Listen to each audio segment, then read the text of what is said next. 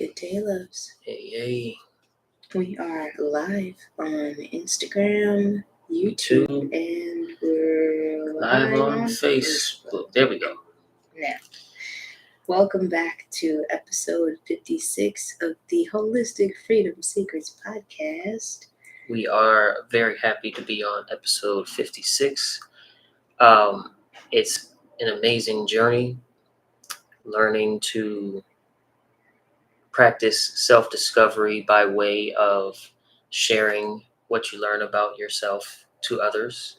This podcast is our way of doing that. It's also our way of participating in the fight against ignorance, which is essentially a fight against evil in many ways. And we're very happy to bring that to you through this podcast. So thank you so much. Make sure you like the video, subscribe, share this out. Meet us in the comments with things that, with stories and anecdotes and facts that you have learned about these topics. Our podcast follows our 5-pronged healing system, which consists of the concepts of be, cleanse, fuel, move, and shine. Today is Monday, so it's B day. Tomorrow is Tuesday, so it'll be cleanse day. And today we're going to be talking about the very origins of the concept of be, meaning like how we got introduced to what it is to just be. And in an experiential way that now that we know it, we'll never not know it. We'll never forget this knowledge, as the I that has this knowledge is not the same I that has any other kind of knowledge. And we'll get into that, what that means. Yeah. And I'm just going to adjust this light a little bit. Don't worry about it. All right. So, oh my goodness. Excuse me. As you can see, homie's blanket today is a little more heavy duty. So it took the cord a little bit on the Facebook feed. Anyway. Yes.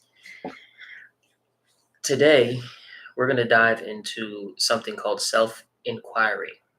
Self-inquiry, questioning one's self, which is a fancy way of saying, who am I? We're going to dive into what it means to ask yourself the question, who am I? And to allow that question to facilitate a deep, lasting, profound form of self-discovery in your story and in yourself aside from your story. It's a very profound form of self-discovery. It was introduced to us and many people in the world by Ramana Maharishi, although I'm sure he would not take personal credit for self-inquiry, as it's just a method of self-discovery. And the question, who am I, is of course much older than anybody in recorded history, right? Who am I has been here since the dawn of humanity. And even before that. Yeah, and likely in, aliens and many other beings before humanity even showed up in the timeline. So very, very, very old, very ancient, very fundamental question of life. Who am I? Because of many things.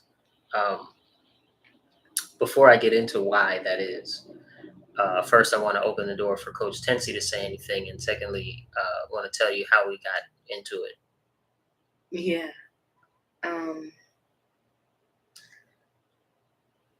I just wanted to say that this is something that in those moments where you experience the dark night of the soul, it's a phenomenal anchor. I personally experienced that because right before everything shut down around the world in 2020, in 2019, I was going through a big shift in my life, and we were, and all of these trials and tribulations.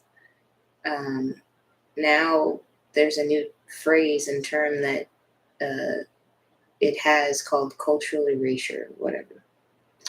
But basically, we could no longer afford where we were living, and it became really rough for us to continue the way that we were in the current area that we were living in.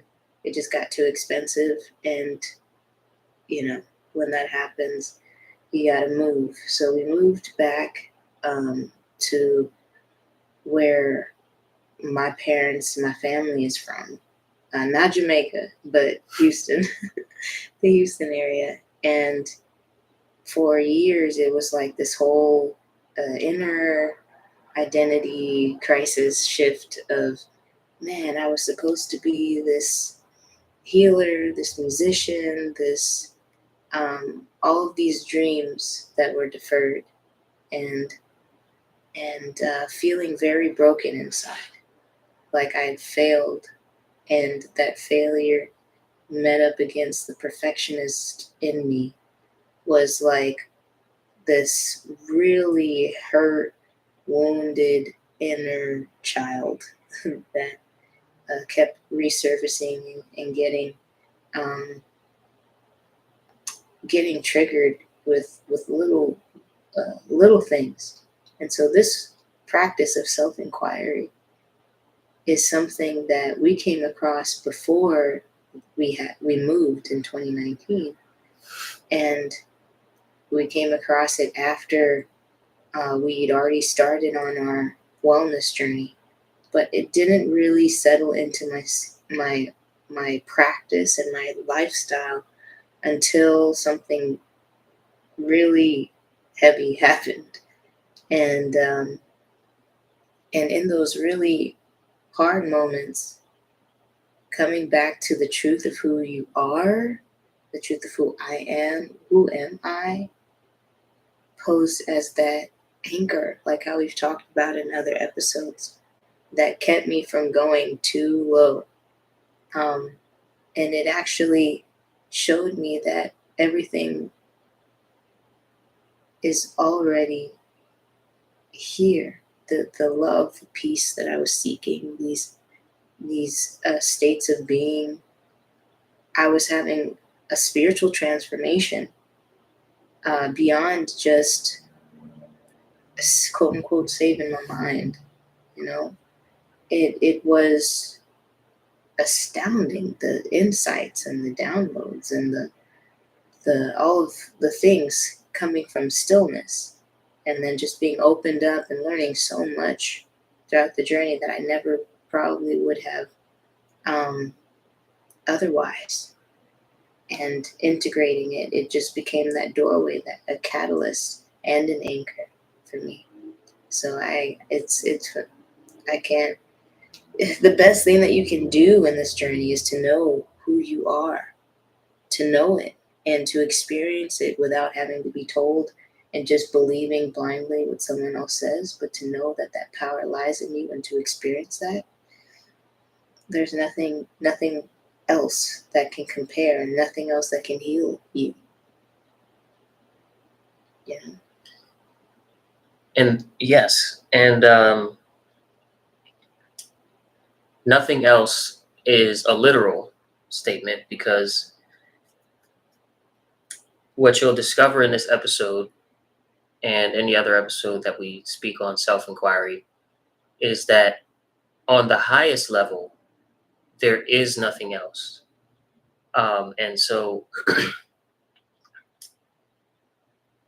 it's really, in the moment of trial, a recognition of what is.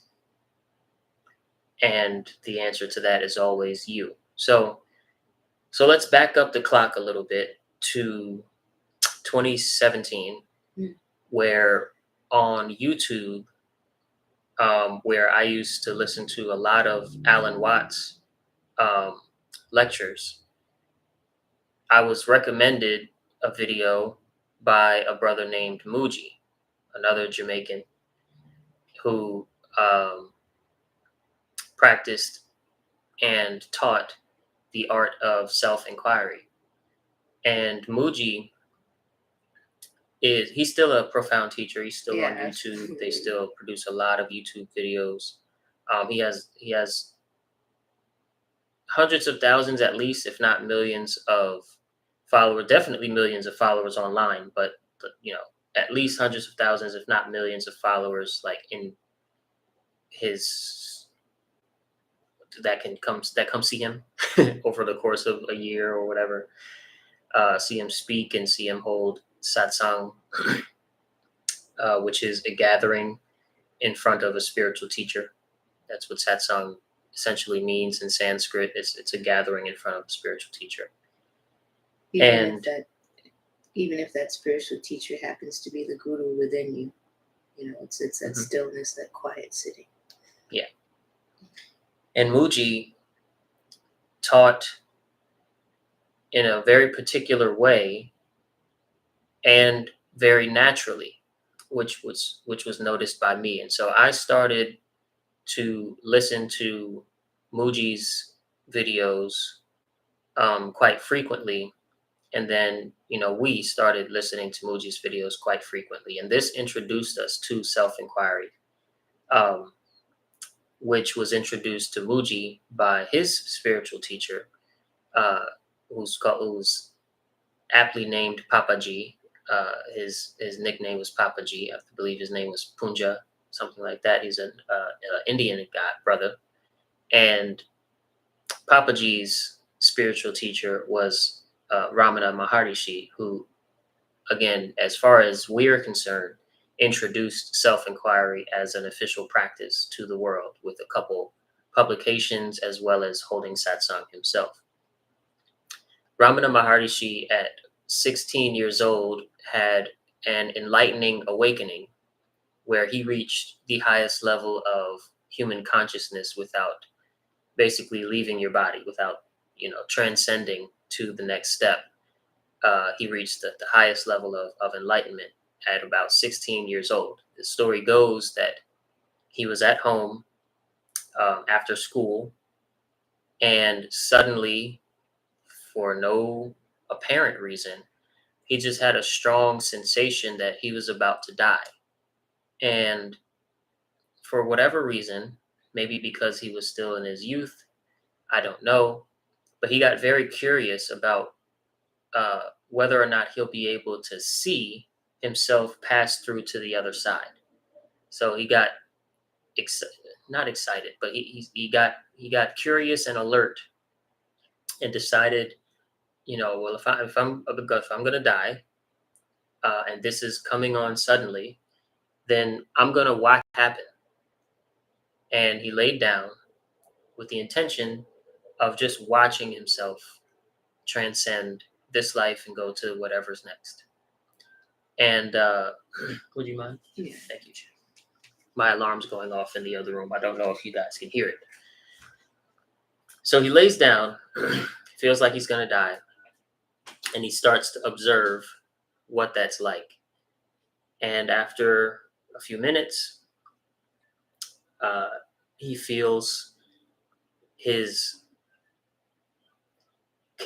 his attention and intentions and personality and like personal resonance, all of these very intimate, very consistent human experiences, he feels them fall away. And they fall away and they're not a part of him any longer. And this was the extent of his death.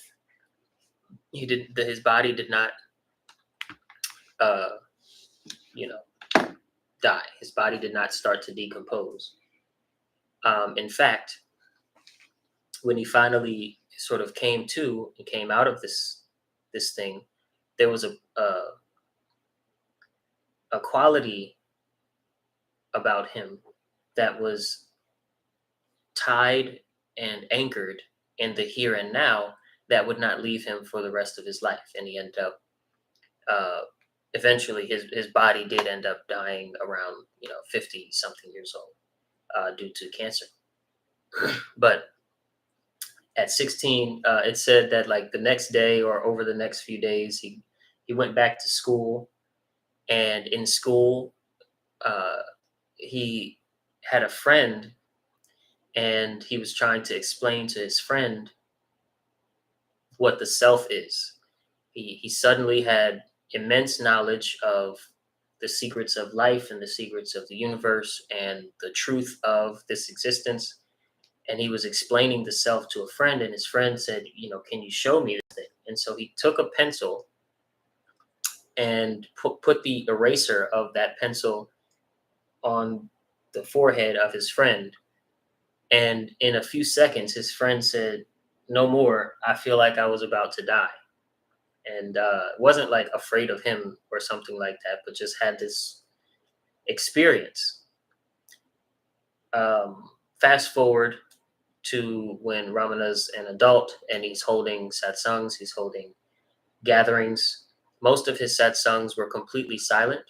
Yeah, no words, literally. Yeah, he did not speak He took a vow or of teach silence. or anything like that. He took a vow of silence, and people would come to satsang, come sit in front of him, sort of one by one. It wasn't like a straight line where you stand in line and you go one by one, but you're seated around him, and then it's like your turn to come and sit before the teacher.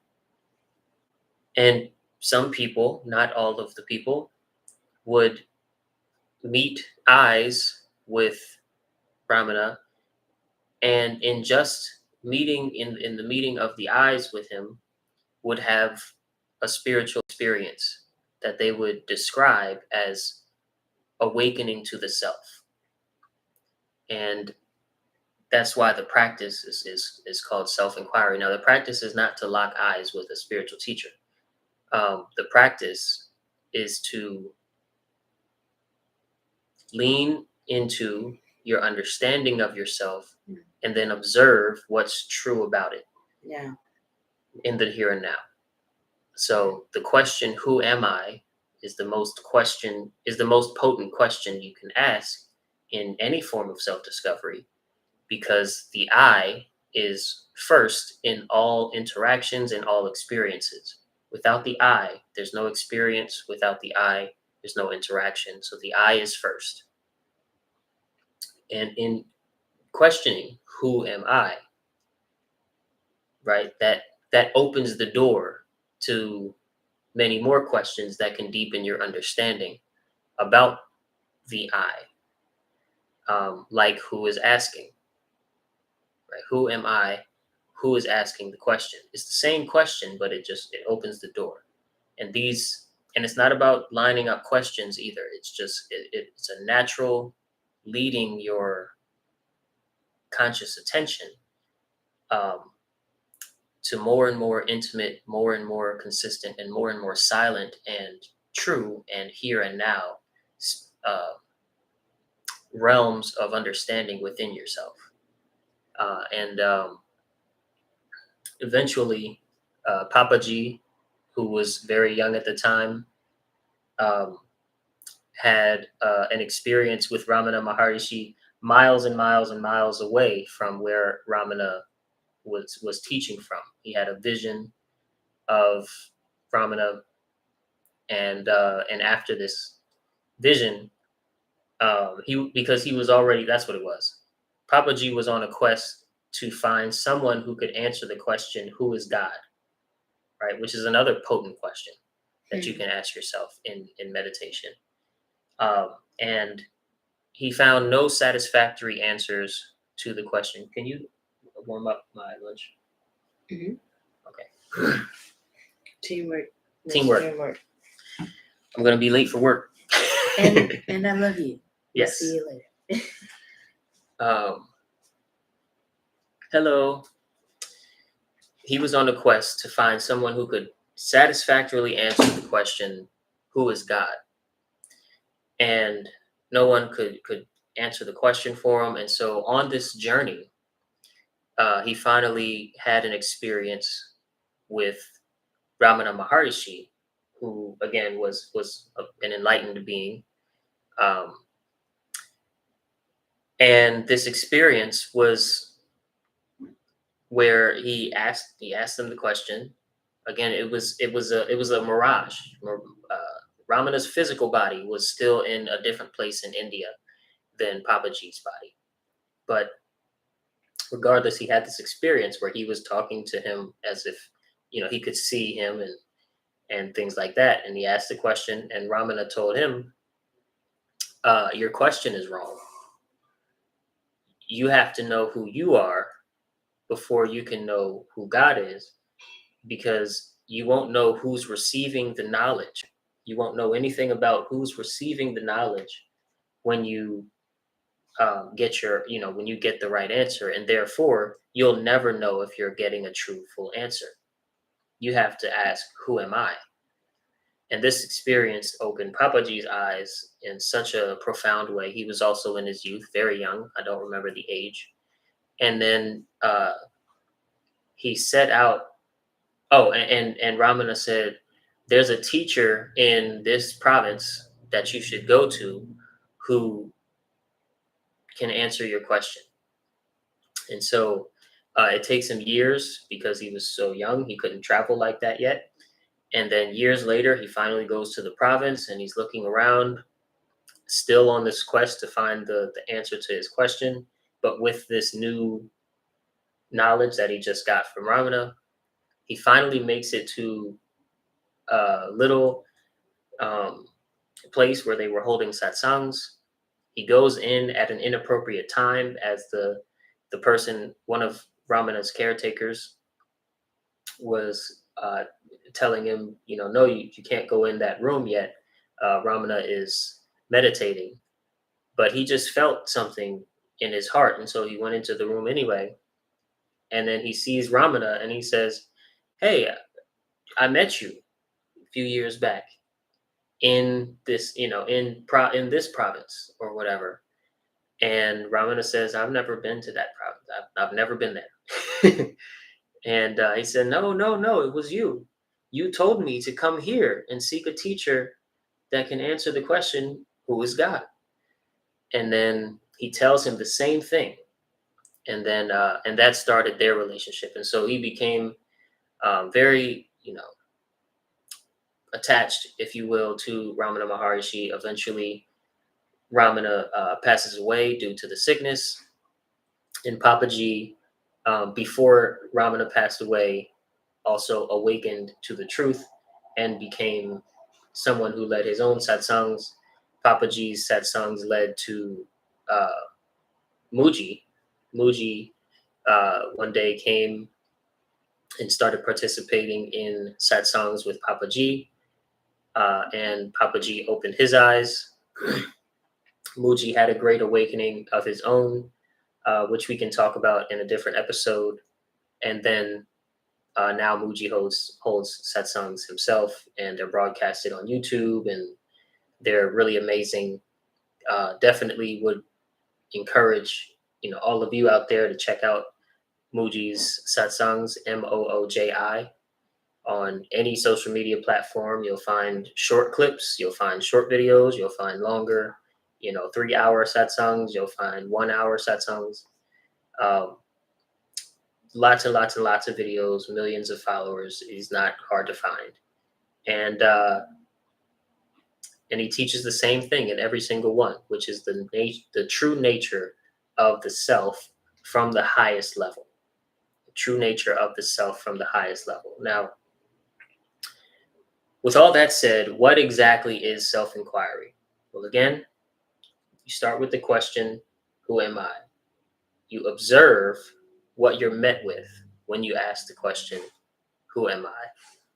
And you discern between the difference of yourself, which is in the now, and the answer or the experiences that serve as the answer, meaning you discern the difference between yourself and your mind, your emotions, your intentions, your attention, all of these things. And in this discernment, you will come to see there is a stillness that is always here, that you don't have to do anything about, that you cannot alter. And this stillness is more akin to your real self than your attention and any of these very intimate human experiences. Your thoughts, your emotions, your attention, your intentions, all of these things are secondary to a presence that is completely still, completely silent, and always anchored in the here and now. And even your body, which many spiritual teachers who have not reached the highest level of enlightenment, myself included, can tell you, you know, about you not being your body, about your body being secondary to the self, and your body actually existing within yourself and not the other way around. You don't exist inside of your body exists inside yourself. Um, and so you don't have to be a super spiritual genius to understand that knowledge. Although I'm not teaching that knowledge right now, I'm just giving you the fact that you're not your body. You can look into that, and it's um, quite eye opening in and of itself. But I am not my body. I'm not my mind. I am not my attention. I'm not my intention. These things start to become apparent to you. You don't say them as a mantra, although you can, and it may support or it may not, depending on your attachments, your current attachments. But what you discern is the difference between yourself, which is here and now, and what you think you are. What is trying to answer the question? Whatever answers come to the question, "Who am I?" And then you add, is this truly who I am? And you just deeper layers of awareness start to unlock and unfold within you. And this is a practice that has saved my life from suicidal depression, has aided and helped advance Tensi in moments of great trial in her life, as well as many millions of other people who have been touched by the words of Ramana Maharishi, Papaji, Muji, and others. And it's really profound how the process and practice of self-inquiry can help you stay truthful about any of your experiences. So hopefully this episode was inspiring and helpful on your journey. Again, I'm Coach Soul, usually here with Coach Tensi. We are Ufulu Child. This is the 56th episode of the Holistic Freedom Secrets podcast. Really happy that you guys are still rocking out with us. Tomorrow is Cleanse Day, so we'll be talking about cleansing in some way, shape, or form. I hope you really enjoy it. Where's the mouse? Can't see the mouse. There we go. And we'll catch you guys in the next one. Peace.